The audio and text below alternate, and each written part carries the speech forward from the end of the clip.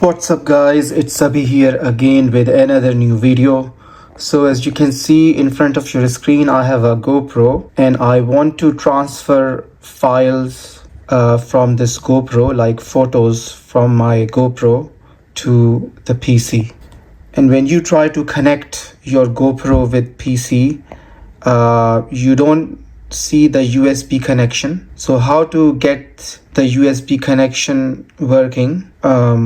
What you need to do is you click on your screen and then you bring the screen down like this and then go to preference and then you drag the screen up a little bit. Actually here, go to connections and drag the screen up a little bit, and here you see USB connection, so you click on that, and then right now it's selected on GoPro Connect, so you need to click on MTP, right? And now when you will connect your USB cable to GoPro, I will show you what happens. So as you can see this, guys, USB connected, and this only happens when you do those settings what I've just told you.